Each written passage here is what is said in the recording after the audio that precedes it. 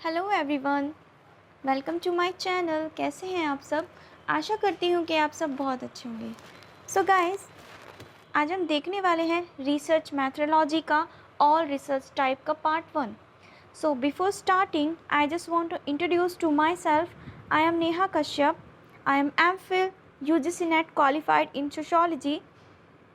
सो guys, आज की जो हमारी वीडियो है वो रिसर्च मैथडोलॉजी पर है और उसमें हम जितने भी रिसर्च के टाइप्स आते हैं उसमें बहुत ज़्यादा कन्फ्यूज़न हो जाता है एग्ज़ाम टाइम में। इसीलिए हम इसको पार्ट बाय पार्ट देखेंगे। फर्स्ट पार्ट में मैं 5 रिसर्च टाइप्स को आपको डिफ़ाइन करूँगी। गाइस, ये आपकी video for the UP PGT, UP HES exams and UGC net के लिए बहुत ज़्यादा इम्पोर्टेंट होने वाली है। गाइस, मैंने जितने भी पार्ट्स यहाँ पर डिफ़ाइन करने वाली हूँ उन सभी का जो बेसिक और मेजर पॉइंट जो है वो सब मैंने आपको बताया है यहाँ पर।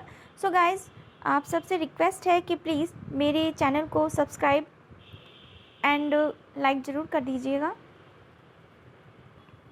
गाइस, स्टार्ट करते हैं।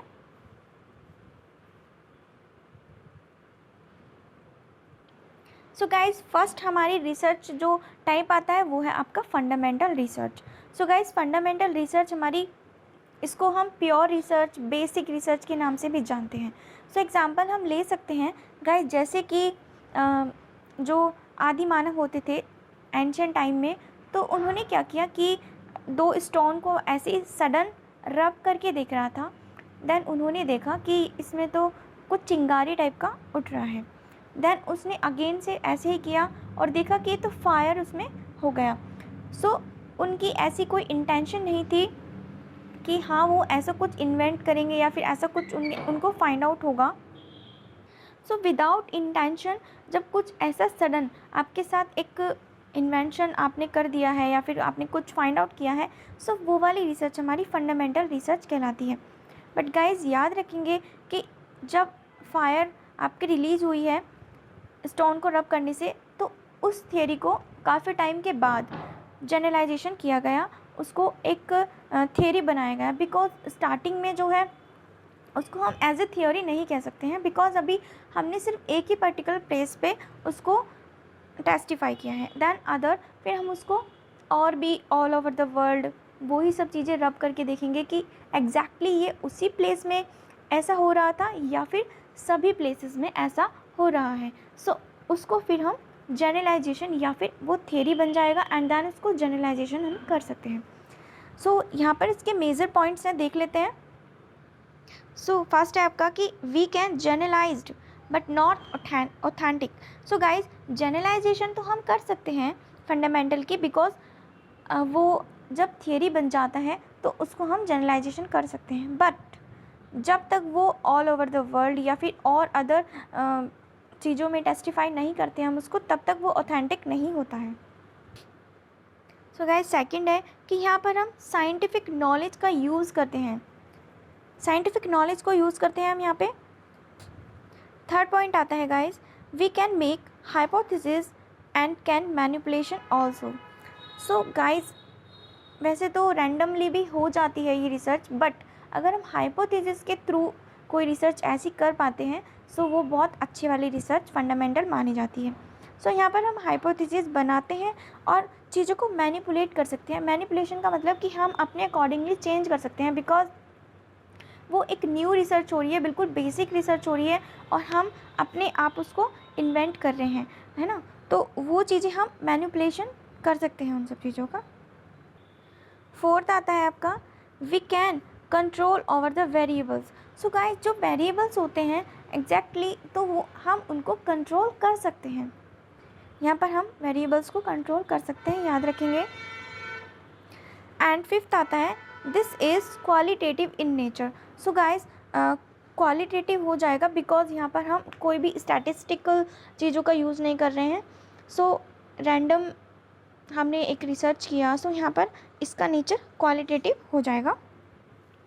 सिक्स पॉइंट आता है आपका, this is for the shake of knowledge and making theories. ये जैसे कि उन्होंने आदिमानव ने एकदम से कुछ किया, रब करके देखा एंड देन फायर हो गया, उनकी नॉलेज इंक्रीजमेंट हुई है। सडन उनके पास नॉलेज आई है न्यू, एंड उसके बाद जब वो अप्लाई कर के देखा हर जगह पे, तो वो एक थियरी बन गई कि आप स्टोन्स को रब करेंगे दैन आपको फायर रिलीज होती है उसमें से, तो ये एक थियरी बन जाती है। So guys this is for the shake of knowledge and making theories. 7th point आता है, this is inductive in nature. So guys inductive क्या होता है, जब हम किसी भी चीज़ को पर्टिकुलर से जनरल में कन्वर्ट करते हैं। सो गाइज मैंने शॉर्ट वीडियो बनाई हुई है इंडक्टिव एंड डिडक्टिव मैथडोलॉजी के लिए, सो आप उस मेथड को देख सकते हैं मेरी चैनल में। सो इंडक्टिव का यहाँ पर याद रखेंगे कि जो भी चीज़ पर्टिकुलर टू जनरल जाती है that will be the inductive in nature. So guys second आपकी आती है टाइप अप्लाइड रिसर्च। सो अप्लाइड रिसर्च वो रिसर्च कहलाती है, जैसे कि हमने फंडामेंटल रिसर्च में देखा था कि वहाँ पर हम for the shake of knowledge and for the making theories को हम बना रहे थे, बट जो थियरी हमने वो बनाई है अब उसको हमें अप्लाई करके भी देखना होता है कि ये थियरी यहाँ पर भी अप्लाई होती है या फिर अदर प्लेसेस पे अप्लाई हो रही है। सो वो जो रिसर्च करते हैं वो थ्रू द अप्लाइड रिसर्च करते हैं। सो गाइज फर्स्ट पॉइंट देख लेते हैं यहाँ पे, we can generalization. Exactly we can generalization because already हमारे पास एक थियरी है, सो उस थियरी को हम यहाँ पे अप्लाई करके देख रहे हैं और हम उसको जनरलाइजेशन भी कर सकते हैं। सेकंड पॉइंट है गाइस कि this is techno application knowledge. जो हमने अभी देखा था फंडामेंटल में, वहाँ पर हम यूज़ कर रहे थे साइंटिफिक नॉलेज, बट यहाँ पर हम टेक्नो एप्लीकेशन नॉलेज का यूज़ कर रहे हैं। थर्ड पॉइंट आता है कि we can make hypothesis here. Exactly we have to be make hypothesis.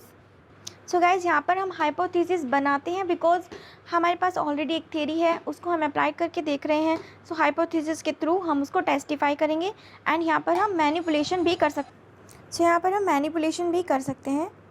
Next देखते हैं, फोर्थ पॉइंट आपका आता है this can control over the variables. So यहाँ पर हम वेरिएबल्स को कंट्रोल भी कर सकते हैं। फिफ्थ पॉइंट आता है this can be qualitative and quantitative both. So guys हमने देखा था कि फंडामेंटल जो रिसर्च थी हमारी that was only qualitative research, but यहाँ पर हम देख रहे हैं अप्लाइड में कि ये क्वालिटेटिव भी हो सकती है एंड क्वांटिटेटिव भी हो सकती है। 6th पॉइंट है आपका this is deductive in nature. आपकी फंडामेंटल जो रिसर्च है वो आपकी इंडक्टिव होती है, जो कि पर्टिकुलर टू जनरल जाती है, और अप्लाइड रिसर्च आपकी डिडक्टिव होती है, जो कि जनरल टू पर्टिकुलर जाती है। डिडक्टिव में क्या होता है कि हमारे पास ऑलरेडी एक थियरी होती है एंड उस थियरी को हम थ्रू द हाइपोथेसिस टेस्टिफाई करते हैं। सो गाइज यहाँ पर हम देखेंगे कि अप्लाइड जो रिसर्च है ना हमारी, उसके 2 सब पार्ट्स हैं, जैसे कि एक आपका आता है एक्शन रिसर्च एंड एक आता है आपका इवैल्यूएशन रिसर्च। सो अभी हम उसको डिस्कस करने वाले हैं। सो देखते हैं गाइज, एक्शन रिसर्च जो कि अप्लाइड रिसर्च का ही एक सब पार्ट है।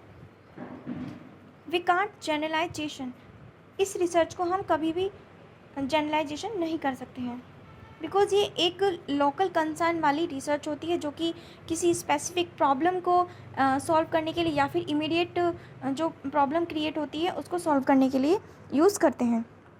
सो गाइस जैसे कि देख रहे हैं हम, इसका एम है for improvement and solve immediate problem. अगर हम किसी चीज़ को इम्प्रूव करना चाहते हैं या फिर किसी पर्टिकुलर लोकल प्रॉब्लम को सॉल्व करना चाहते हैं, so that will be the action research. Third आता है आपका this is sub part of the applied research, already मैंने बता दिया है। नेक्स्ट देखते हैं, hypothesis can make but not compulsory. So guys action research में हम हाइपोथेसिस को बना सकते हैं, बट ऐसा नहीं है कि आपको हाइपोथेसिस के थ्रू ही इस रिसर्च को करना होगा। हाइपोथेसिस यहाँ पर कंपलसरी नहीं होती है। फिफ्थ देखते हैं, this is cyclic in nature. So cyclic में गाइज की ये एक्शन रिसर्च जो होती है वो साइक्लिक चलती है कि फर्स्ट प्लान करते हैं, देन एक्ट करते हैं, ऑब्जर्व एंड रिफ्लेक्ट करते हैं। सो ये ऐसे ही साइक्लिक नेचर के अकॉर्डिंग चलता रहता है। 6 देखते हैं guys, can control over the variables and can manipulation. So यहाँ पर हम वेरिएबल्स को कंट्रोल कर सकते हैं और मैनिपुलेशंस भी कर सकते हैं। बिकॉज हमारे पास जो लोकल कंसर्न वाली प्रॉब्लम्स हैं उनको हम मैनिपुलेट करके भी देख सकते हैं और उनमें जो वेरिएबल्स होते हैं उनको कंट्रोल करके देख सकते हैं। 7th आता है इसका point, this is qualitative in nature. यहाँ पर हम किसी भी क्वांटिटेटिव चीज़ों का यूज़ नहीं करते हैं, सो ये क्वालिटेटिव हमारा हो जाता है। नेक्स्ट टाइप देखते हैं हम, इवैल्यूएशन रिसर्च। ये भी आपका अप्लाइड रिसर्च का ही एक सब पार्ट है। So for the explain and critically the examine your problem. आप अपनी चीज़ों को एक्सप्लेन करने के लिए, जो आपकी प्रॉब्लम है उसको स्पेसिफिक एक्सप्लेन करने के लिए यूज़ करते हैं। सेकंड पॉइंट आता है कि hypothesis can make but not compulsory. So यहाँ पर भी हाइपोथेसिस जो है आप यूज़ कर सकते हैं बट कंपलसरी नहीं होता है। थर्ड पॉइंट है कि हम इवैल्यूएशन रिसर्च को for the what, for the how and why and also for the suggestions के लिए यूज़ करते हैं। सो यहाँ पर देखेंगे कि this is sub part of applied research, this is qualitative in nature.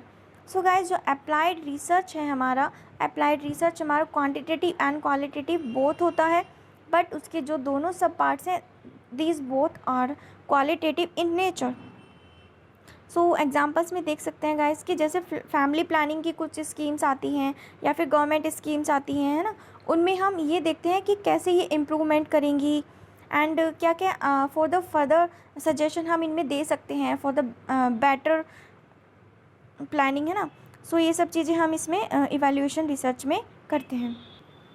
Next आपकी आती है एक्सप्लोरेटरी रिसर्च।